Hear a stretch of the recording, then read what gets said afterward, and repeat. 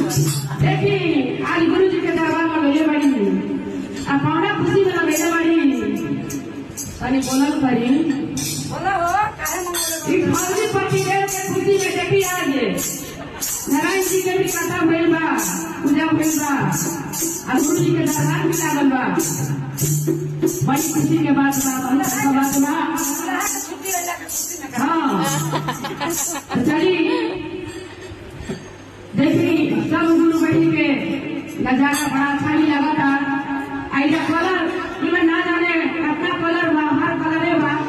ये घूम के देखी बड़ा ही अच्छा लगा था सुंदर लगा था राज्य हल्का सुगा पंखी लोगता लेकिन वो में उनका वाला के कलर बा तो देखी कैसे चर्चा करत रही अपना भाव में कहत रही भजन के माध्यम से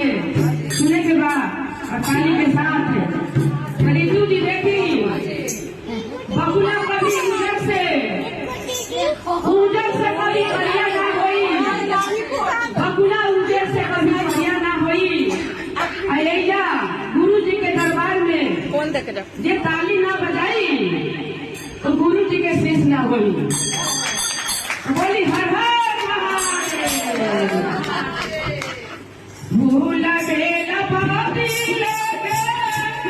अपूरा सामान लेके भूल बेला भक्ति लेके अपूरा सामान लेके